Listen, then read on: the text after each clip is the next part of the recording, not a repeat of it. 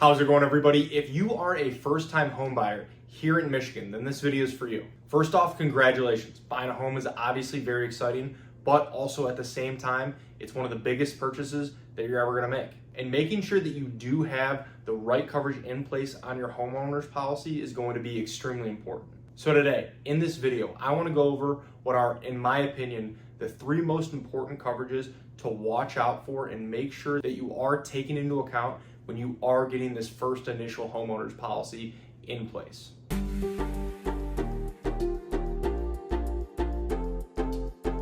Thank you for watching. My name is Brian. I'm an independent insurance agent based here in the state of Michigan, Metro Detroit specifically, and I work with businesses on their commercial insurance programs as well as helping families and individuals with their personal insurance, their home, their auto insurance as well. My goal with this channel is to pass on a little bit of educational information to you so that you can make more informed decisions around your insurance and then overall help answer any questions that you might have. So let's get into it. Before we get too far into the video, I do want to invite you to subscribe to the channel, and if you find this video helpful, useful, anything like that, please feel free to like, share, pass it along with anyone else as well.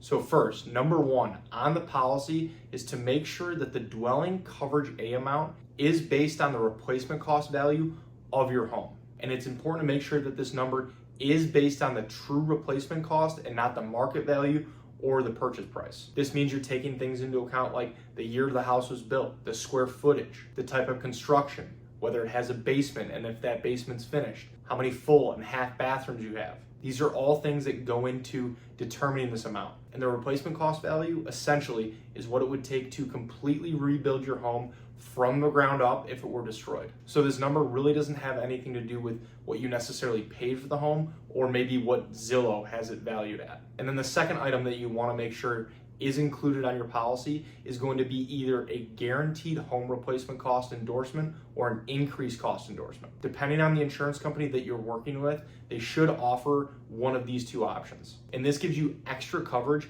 in case the rebuilding costs for your home unexpectedly go up and the basic dwelling coverage amount isn't enough to completely rebuild your home. And then the third item I want to mention is personal liability coverage. This protects you from incidents where somebody, say, gets hurt on your property and then there's a lawsuit that follows. You should always max this coverage out at either $500,000 or $1 million. Again, depending on the insurance company you're working with, they should offer one of those two options for this coverage.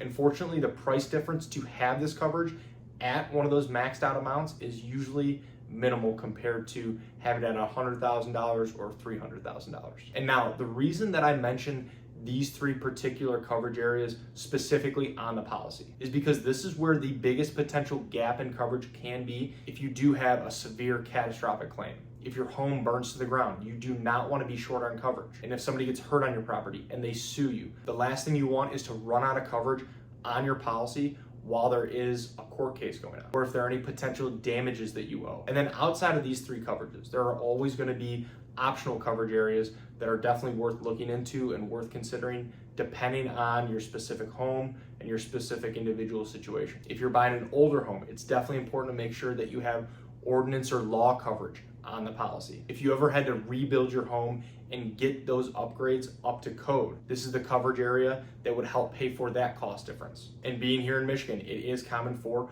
homes to have a basement and have sump pumps down there and drains. So if you do ever have concerns about water backup, sewer issues, it's definitely important to make sure that this coverage is taken into account as well. Again, this is not something that is automatically included on a policy. It's an optional additional coverage, but it is definitely one of the most common types of claims that we will see on home policies. And it's also important to note with this that some folks do think that water backup or regular water damage is all treated the same. But flood insurance is not part of a standard homeowner's insurance policy. This is typically a separate policy that you would need to purchase. Depending on the area that your home is in, if it is in a high risk area, the mortgage company might even require a certain level of flood insurance. So it is important to know that flood insurance and water backup coverage are not the same. Then there are two other optional coverages that I always like to mention that are worth considering. One is going to be service line coverage, and this protects any underground lines going into your home, such as with utility or water or sewer lines. And then last would be equipment breakdown coverage, and this would help with the